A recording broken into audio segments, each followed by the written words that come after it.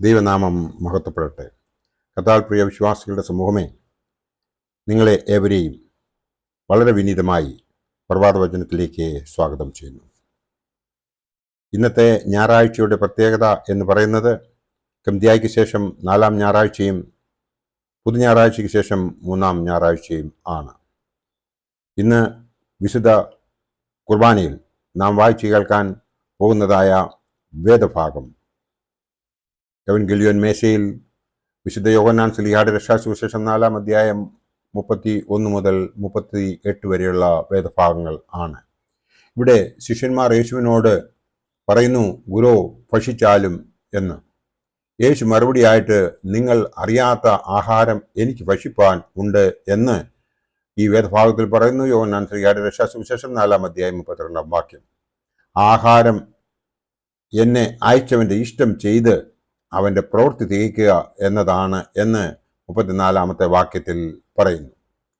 എന്നെ അയച്ചവൻ്റെ ഇഷ്ടം ചെയ്യുവാനാണ് ഞാൻ സ്വർഗത്തിൽ നിന്നും ഇറങ്ങി വന്നത് 38-ാം വാക്യത്തിൽ പറയുന്നുണ്ട്. എന്നെ അയച്ചവൻ്റെ ഇഷ്ടം ചെയ്യുവാൻ ആഗ്രഹിക്കുന്നു. യോഹന്നാൻ 5:30 ഇപ്രകാരം പറയുന്നുണ്ട്. ഈ ലോകത്തിൽ നാം ജീവിക്കുമ്പോൾ ശരീരത്തിന് വേണ്ടിയും ആത്മാവിന് വേണ്ടിയും പ്രവർത്തിക്കുന്നു. എന്നാൽ നാം ഈ ലോക ജീവിതത്തിൽ ശരീരത്തിന് വേണ്ടി കൂടുതൽ ശ്രദ്ധിക്കുന്നതിനാൽ ആത്മാവിൻ്റെ ആവശ്യങ്ങൾ സാധിക്കാതെ പോകുന്നു. അതിന് കാരണം നാം നമ്മുടെ ദൗത്യം മറന്നുപോവുകയും ഏത് കാര്യത്തിനായി പ്രിയോറിറ്റി കൊടുക്കേണ്ടത് അത് നമ്മൾ കൊടുക്കാതെ നാം നമ്മുടെ ഈ ലോക ജീവിതത്തിൻ്റെ സുഖത്തിന് വേണ്ടി മാത്രം പ്രിയോറിറ്റികൾ കൊടുക്കുന്നതിനാൽ നമ്മുടെ ആത്മാവിന് വേണ്ടതായ പോഷകാംശം ലഭിക്കത്തക്കവണ്ണം നാം ദൈവത്തോട് അടുക്കുന്നില്ല എന്നുള്ളതാണ് പരമമായ സത്യം. അത് നാം എന്നുവരെ മനസ്സിലാക്കുന്നില്ലയോ അന്നുവരെ നമ്മൾ പാപത്തിൻ്റെ അടിമകളായി ജീവിക്കും എന്നുള്ളതിന് യാതൊരു സംശയവുമില്ല. നാം ദൈവത്തിൽ നിന്ന് ഓരോ ദിവസവും നമ്മുടെ പ്രവൃത്തികളാൽ നമ്മൾ അകന്നു പോവുകയാണ് ചെയ്യുന്നത്. എന്നാൽ യേശു തൻ്റെ പിതാവിൻ്റെ ഇഷ്ടം ചെയ്യാൻ ആഗ്രഹിക്കുന്നു. അവനെ അയച്ചവനെ തിരിച്ചറിയുന്നു. നമുക്ക് അതിന് സാധിക്കുന്നുണ്ടോ? നിലങ്ങൾ ഇപ്പോൾ തന്നെ കൊയ്ത്തിന് പാകമായിരിക്കുന്നത് കാണും. വിതയ്ക്കുന്നതോ ഒരുവൻ, കൊയ്യുന്നത് മറ്റൊരുവൻ. വിതയ്ക്കുന്നവനും കൊയ്യുന്നവനും ഒരുമിച്ച് സന്തോഷിക്കുന്നു. 4:35 മുതൽ 38 വരെയുള്ള ഭാഗത്ത് ഇത് പറയുന്നു. സ്വർണ്ണനാവുകാരനായ മോർ ഇവാനിയോസ് കൊയ്ത്തിന് പാകമായ വയലുകൾ എന്നത് ക്രിസ്തുവിൽ വിശ്വസിക്കുന്നതിന് ഉത്സുകരായിരിക്കുന്ന ജനത്തെ കാണിക്കുന്നു എന്ന് വ്യാഖ്യാനിക്കുന്നു.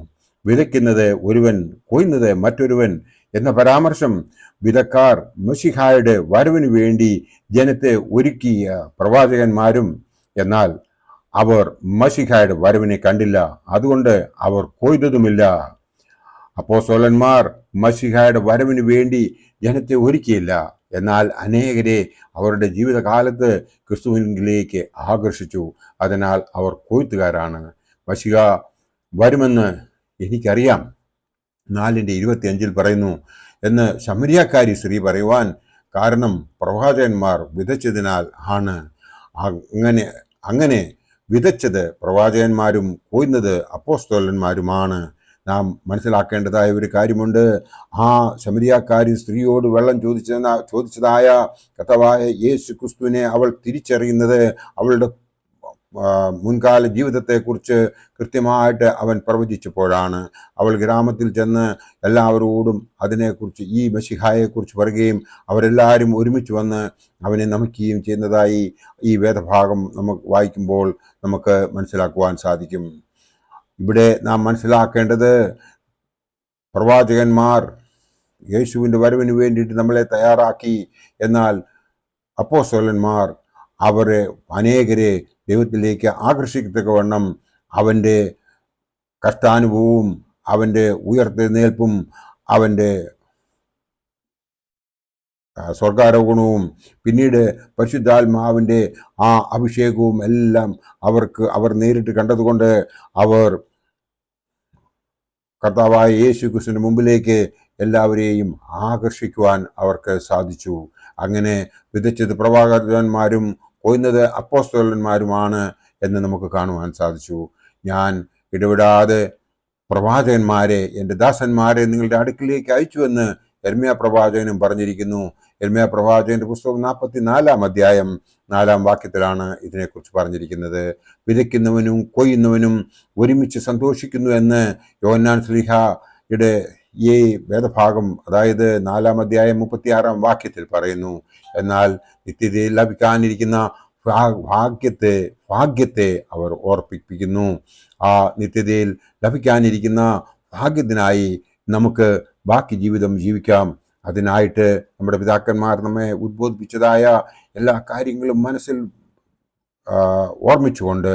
മനസ്സിൽ വെച്ചുകൊണ്ട് അതിന് പ്രകാരം ജീവിക്കുവാൻ ശ്രമിക്കുകയാണ് എങ്കിൽ നമുക്ക് ആ നിത്യതയിലേക്ക് കടന്നു ചെന്ന് നമുക്ക് നല്ല ഒരു അനുഗ്രഹം പ്രാപിക്കുവാൻ നമുക്ക് സാധിക്കുമെന്ന് മാത്രമല്ല, നമ്മുടെ വരും തലമുറയും നമ്മുടെ പേർക്ക് അനുഗ്രഹങ്ങൾ നമ്മളാൽ പ്രാപിക്കുവാൻ വേണ്ടിയിട്ടാണ് നാം ഇന്ന് ദൈവത്തെ അറിഞ്ഞ് ജീവിക്കുവാൻ നമ്മൾ ആഹ്വാനം ചെയ്യുന്നത്. നമ്മുടെ പുരോഹിതന്മാർ അതിനു വേണ്ടിയിട്ട് നിയോഗിക്കപ്പെട്ടവരാണ്. അവർ നമ്മെ എപ്പോഴും ഉദ്ബോധിപ്പിക്കുന്നവരാണ്.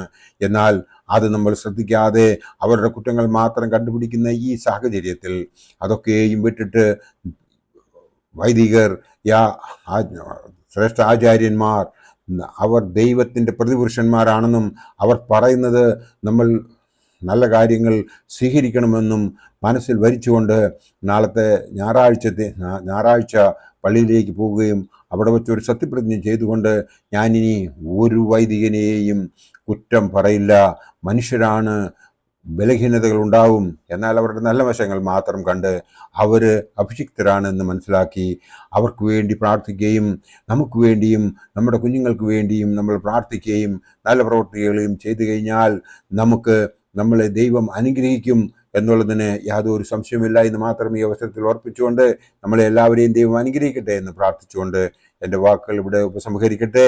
നന്ദി, നമസ്കാരം.